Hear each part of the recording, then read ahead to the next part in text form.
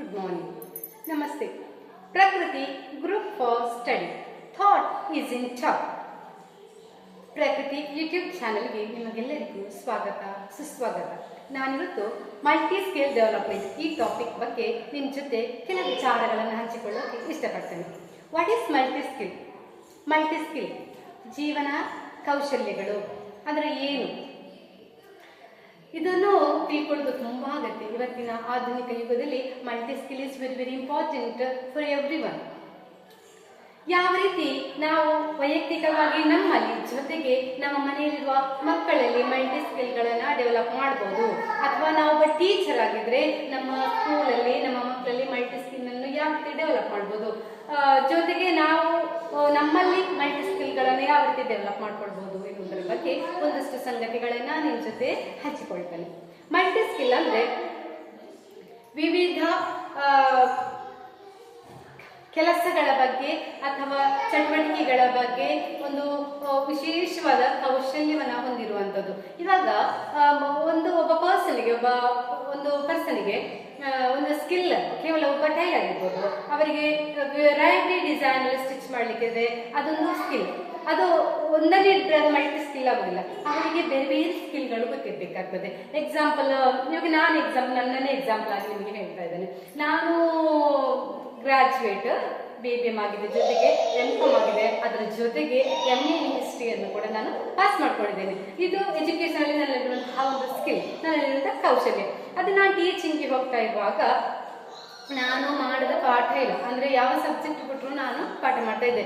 ಅದು ಸಣ್ಣ ತರಗತಿಯವರ ಪಾಠ ಇರ್ಬೋದು, ಅಥವಾ SLC ವಿಭಾಗದಲ್ಲಿ ಇರ್ಬೋದು, PUC ವಿಭಾಗ, PUC ಆರ್ಟ್ಸ್ ಇರ್ಬೋದು, ಕಾಮರ್ಸ್ ಇರ್ಬೋದು, ಡಿಗ್ರಿಯಲ್ಲಿ ಅಲ್ಲಿ ನಾವು BComನವರಿಗಿರ್ಬೋದು, BA ಅವರಿಗಿರ್ಬೋದು, ಅವರ ವೆರೈಟಿ ಸಬ್ಜೆಕ್ಟ್ ಉಂಟು. ಇವಾಗ ಸೈಕಾಲಜಿ ಇರ್ಬೋದು, ಅಥವಾ ಹಿಸ್ಟ್ರಿ ಇರ್ಬೋದು, accountancy, business studies, economics, stat, ಹೀಗೆ ವಿವಿಧ ಸಬ್ಜೆಕ್ಟ್ಗಳಲ್ಲಿ ಕ್ಲಾಸನ್ನು ತೆಗೆದುಕೊಳ್ಳುವಂಥ ಒಂದು ವಿಶೇಷವಾದಂತಹ ಕೌಶಲ್ಯ.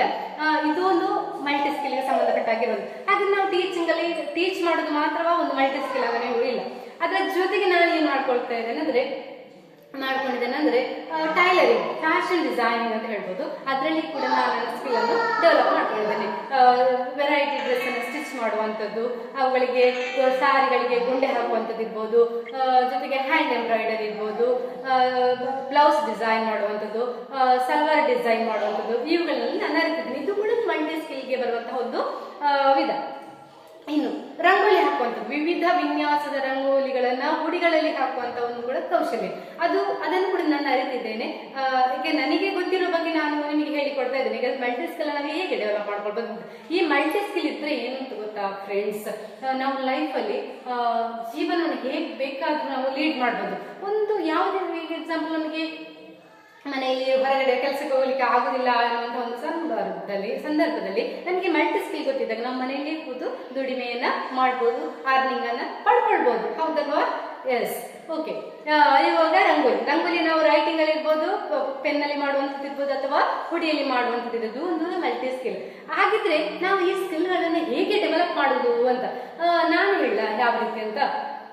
ನಾವು ಯಾರಾದ್ರೂ ವಿಶೇಷವಾದ ಕೌಶಲ್ಯವನ್ನು ಹೊಂದಿದ್ದಾರೆ ಅಂತ ಇದ್ರೆ ನಾವು ಎಷ್ಟೇ ಕಲ್ತಿರ್ಬೋದು, ಅಥವಾ ನಾವು ಇಂಥದ್ದು ಸ್ಟ್ಯಾಂಡರ್ಡ್ ಅಲ್ಲಿ ಇರ್ಬೋದು, ನಾವು ಅದನ್ನೆಲ್ಲ ಸೈಡಿಗೆ ಇಟ್ಟು ನಾವು ಆ ಸ್ಕಿಲ್ ಅನ್ನು ಕಲ್ತ್ಕೊಳ್ಳಿಕ್ಕೆ ಹೋಗ್ಬೇಕು. ಆವಾಗ ನಮಗೆ ಕೂಡ ಒಂದು ಮಲ್ಟಿ ಸ್ಕಿಲ್ ಡೆವಲಪ್ ಮಾಡ್ಲಿಕ್ಕೆ ಅವಕಾಶ ಸಿಗ್ತದೆ. ಆ ಸ್ಕಿಲ್ ನಮ್ಮಲ್ಲಿ ಕೂಡ ಬರ್ತದೆ. ಇನ್ನು ನೆಕ್ಸ್ಟ್ಗೆ ಬೇರೆ ಏನು ಸ್ಕಿಲ್ ಅಂತ, ಆಕ್ಟಿಂಗ್ ಕೂಡ ಒಂದು ಸ್ಕಿಲ್. ಆಕ್ಟ್ ಮಾಡ್ಲಿಕ್ಕೆ ಹೇಗೆ ಕಲಿಯೋದು ಅಂತ ಇವಾಗ ಫಸ್ಟ್ ನಾವು ಆಕ್ಟನ್ನು ನೋಡ್ಬೇಕು, ಆಮೇಲೆ ನಾವು ಒಂದು ಪ್ರಯತ್ನವನ್ನು ಮಾಡ್ಬೇಕು. ಮತ್ತೆ ರೈಟಿಂಗ್, ಡ್ರಾಮಾ, ನಾಟಕಗಳನ್ನು ಬರೆಯುವ, ಅದು ಒಂದು ಸ್ಕಿಲ್. ಅದನ್ನು ನಿಮ್ಗೆ ಗೊತ್ತಾ ಅಂತ ನೀವು ಕೇಳ್ಬೇಕು. ಹೌದು, ನನಗೆ ಗೊತ್ತು, ನಾನು ನಾಟಕವನ್ನು ಬರ್ತಿದ್ದೇನೆ. ಅಂದ್ರೆ ಫಸ್ಟ್ ಟೈಮ್ ನಾನು ಮಾಮಿ ಮರ್ಮಾಲೆ ಎನ್ನುವಂತಹ ತುಳು ನಾಟಕ, ನಾನು 7th ಸ್ಟ್ಯಾಂಡರ್ಡ್ ಅಲ್ಲಿ ಈ ನಾಟಕಕ್ಕೆ ಸಂಬಂಧಪಟ್ಟಾಗ ಇದನ್ನು ಒಂದ್ಸಲ ನೋಡಿದ್ದೆ. ಆಮೇಲೆ ನಾನು ಆದ ಮೇಲೆ ಅದ್ರ ನನಗೊಂದು ಪಾರ್ಟ್ ಸಿಕ್ಕಿತು. ಆಮೇಲೆ ನಾನು ಮಾಡಿದೆ. ಅದರ ನೆಕ್ಸ್ಟಿಗೆ ಮಂತ್ರೋಪದೇಶ ಎನ್ನುವಂತಹ ಒಂದು ನಾಟಕ. ಇದರ ಬಗ್ಗೆ ನಮಗೆ ರಘುನಾಥ್ ರೈ ನುಳಿಯಾರು ಸರ್ ಅವರು ನಮಗೆ ಹೇಳಿಕೊಟ್ಟಿದ್ರು ಈ ನಾಟಕವನ್ನು. ಅದರಲ್ಲಿ ನಾನು ಮಂಥರೆಯ ಪಾರ್ಟ್ ಅನ್ನು ಮಾಡಿದ್ದೆ. ಆಮೇಲೆ ಏನಾದ ದಿನ ಹೋದ ಹಾಗೆ ನಾನು SLCಗೆ ಬರುವಾಗ ಈ ಮಾಮಿ ಮರ್ಮಾಲೆ ಎನ್ನುವ ನಾಟಕವನ್ನು ಇನ್ನೊಂದ್ಸಲ ಬರ್ದೆ. ನನ್ನಷ್ಟಕ್ಕೆ ನಾನು ಬರ್ದೆ. ಆ ಕಥೆ ಸ್ಟೋರಿ ಎಲ್ಲ ನಂಗೆ ಗೊತ್ತಿತ್ತು. ಅದನ್ನ ಅದೇ ರೀತಿ ಬರಿತಾ ಹೋದೆ. ಆಗ ಒಂದು ಹೊಸ ನಾಟಕ ಅಲ್ಲಿ ಕ್ರಿಯೇಟ್ ಆಯಿತು. ಆಮೇಲೆ ನಾನು ನನ್ನ ಫ್ರೆಂಡ್ಸ್ ಸೇರಿಕೊಂಡು ಅದನ್ನ ವೇದಿಕೆಯಲ್ಲಿ ವ್ಯಕ್ತ ಮಾಡಿದ್ದೆವು. ನೆಕ್ಸ್ಟ್ಗೆ ಅದೇ ನಾಟಕ ನೆಕ್ಸ್ಟ್ PUC ಗೆ ಹೋದಾಗ ದಾದಾಂಡು ಮರ್ಮಲೆ ಮನಸ್ಸು ಎನ್ನುವಂತಹ ಒಂದು ಟೈಟಲ್ ಅನ್ನು ಕೊಟ್ಟು ನಾನು ಬರೆದೆ. ಅದು ಕೂಡ ಒಂದು 7-8 ವೇದಿಕೆಯಲ್ಲಿ ನಾವು ತೋರಿಸಿಕೊಟ್ಟಿದ್ದೇವೆ. ಅದಾದ್ಮೇಲೆ ನಾನು ಟೀಚಿಂಗ್ ಗೆ ಬಂದಾಗ ಪ್ರಗತಿ ಸ್ಟಡಿ ಸೆಂಟರ್ ಪುತ್ತೂರು, ಇಲ್ಲಿ ಅದು ಎಕ್ಸಾಂಪಲ್ ಅಂದ್ರೆ ಏಳ್ಮುಡಿಯಲ್ಲಿರುವಾಗ 2011-12 ನಾವು ಅಜ್ಜರಿ ಗಮ್ಮತ್ತು ಎನ್ನುವಂತಹ ಒಂದು ನಾಟಕವನ್ನ ಮಾಡಿದ್ದೆವು. ಅದನ್ನು ನಾನೇ ಸಾಹಿತ್ಯ ಬರ್ತಿದ್ದೆ, ಅದಕ್ಕೆ ನನ್ನ ಸ್ಟೂಡೆಂಟ್ಸ್ ಜೊತೆಗೆ ನಾನು ಕೂಡ ಅದರಲ್ಲಿ ರೋಲ್ ಮಾಡಿ ಇದ್ದುಕೊಂಡು ರೋಲ್ ಮಾಡಿ ಅದನ್ನ ವೇದಿಕೆಯಲ್ಲಿ ಪ್ರಸ್ತುತಪಡಿಸಿದ್ದೆವು. ಹಾಗೆ ಇದು ಒಂದು ಸ್ಕಿಲ್, ಮಲ್ಟಿ ಸ್ಕಿಲ್ ಅಲ್ಲಿ ಇದು ಕೂಡ ಒಂದು ನಾಟಕ ಬರವಣಿಗೆ ಮಲ್ಟಿ ಸ್ಕಿಲ್. ಇದನ್ನು ಹೇಗೆ ಅದನ್ನ ಅಭ್ಯಾಸ ಮಾಡೋದು ಅಂತ ನೀವು ಕೇಳ್ಬೋದು. ನಮಗೊಂದು ಆಸಕ್ತಿ ಇದ್ರೆ ಆಯ್ತು, ನಮಗೆ ಆಸಕ್ತಿ ಇದ್ರೆ ನಾವು ಯಾವ ಸ್ಕಿಲ್ ಅನ್ನು ಕೂಡ ನಮ್ಮಲ್ಲಿ ನಾವು ಡೆವಲಪ್ ಮಾಡ್ಕೊಳ್ಬಹುದು. ಇನ್ನು ನೆಕ್ಸ್ಟ್ಗೆ ಹಾಡು ಬರೆಯುವಂಥದ್ದು, ರೈಟಿಂಗ್ ಪೋಯಮ್, ಕಾವ್ಯ ರಚನೆ ಅಂತ ಹೇಳ್ತಾರೆ. ಇದು ಕೂಡ ಅಷ್ಟೇ, ನಮಗೆ ಛಂದಸ್ಸುಗಳ ಒಂದು ನಾಲೆಜ್ ಇದ್ರೆ ನಾವು ಕೂಡ ಹಾಡುಗಳನ್ನ ಬರಿತಾ ಹೋಗ್ಬೋದು. ಅವುಗಳು ನಾವು ನಮ್ಮ ನಾಟಕಗಳಿಗೆ ನಾವು ಸೇರ್ಪಡೆ ಮಾಡಿಕೊಂಡು ನಿಮಗೆ ಗೊತ್ತಾ ಅಂತ. ಹೌದು, ನನಗೆ ಗೊತ್ತು, ನಾನು ಒಂದಷ್ಟು ಹಾಡುಗಳನ್ನ ಬರೆದಿದ್ದೇನೆ. ಅದರಲ್ಲಿ ಒಂದು ತುಣುಕನ ನಿಮಗೋಸ್ಕರ ನಾನು ಹಾಡ್ತೇನೆ. ಓಡೆ ಪೋಪ ಪುಂಟಿ ಮನಸ್ಸು ಪೂರ ಖಾಲಿ ಖಾಲಿ ಮದಿಮೆ ಆಯ್ಯಾನ ನಿನ್ನ ಒಂಜಿ ರೂಪ ತೂದು, ಈ ತರ. ನೆಕ್ಸ್ಟ್ಗೆ ಯಾವ ಸ್ಕಿಲ್ ಅಂತ ನೀವು ಕೇಳ್ಬೋದು. ತಪ್ಪಿಲ್ಲದೆ ಮಾತನಾಡುವುದು ಕೂಡ ಒಂದು ಸ್ಕಿಲ್, ಅದು ಕೂಡ ಮಲ್ಟಿ ಸ್ಕಿಲ್ ಅಲ್ಲಿ ಬರುವಂಥದ್ದು. ನೆಕ್ಸ್ಟ್ಗೆ ಇವಾಗ ನಾವು ಟೀಚಿಂಗ್ ಅಂತ ಹೇಳುವಾಗ ಅದರಲ್ಲಿ ನಾವು ಮಲ್ಟಿ ಸ್ಕಿಲ್ ಡೆವಲಪ್ ಮಾಡ್ಕೊಂಡು ಹೋಗ್ಬೋದು. ಇವಾಗ ನಾನು ಅಕೌಂಟೆನ್ಸಿಯೇ ಚಾಪ್ಟರ್ ಮಾಡುದು, ಅದಕ್ಕೆ ಸಂಬಂಧಪಟ್ಟ ಮಾತ್ರ ಪಾಠ ಮಾಡುದು ಅಂತಲ್ಲ. ನನಗೆ ಯಾವ ವಿಶೇಷವಾದ ಸಬ್ಜೆಕ್ಟ್ ಕೊಟ್ಟರು, yes sir I am ready, I can do ಅಂತ ಹೇಳ್ತೇನೆ. ಅವರು ಕೊಟ್ಟ ಎಲ್ಲ ಸಬ್ಜೆಕ್ಟ್ ನಾನು ಅರಿತುಕೊಂಡು ಓದಿ ಅಭ್ಯಾಸ ಮಾಡಿ ಆಮೇಲೆ ನನ್ನ ಮಕ್ಕಳಿಗೆ ಹೇಳಿಕೊಡ್ತಾ ಇದ್ದೆ. ಹಾಗಾಗಿ ನನ್ನ ಒಂದು ಟೀಚಿಂಗ್ ಸಬ್ಜೆಕ್ಟಿಗೆ ಸಂಬಂಧಪಟ್ಟ ಹಾಗೆ ಟೀಚಿಂಗ್ ಸಂಬಂಧ ನನ್ನ ಮೇಲೆ ಹೆಮ್ಮೆ ಇದೆ. ಯಾಕಂದ್ರೆ ನಾನು ಅಷ್ಟೊಂದು ಪಾಠ ಮಾಡಿದ್ದೇನೆ ಅಂತ. ಆಡುವ ಮುಟ್ಟದ ಸೊಪ್ಪಿಲ್ಲ, ವಿಮಲ ಮಾಡಿದ ಪಾಠ ಇಲ್ಲ ಅಂತ ಹಾಗೆ ನಮ್ಮ ಟೀಚರ್ಸ್ ಹೇಳೋರು. ಹಾಗೆ ನೆಕ್ಸ್ಟ್ ಮ್ಯಾಂಟಿ ಸ್ಕಿಲ್, ಇದರ ಬಗ್ಗೆ ಇನ್ನೂ ಮಾತಾಡಲು ತುಂಬಾ ವಿಷಯ ಇದೆ.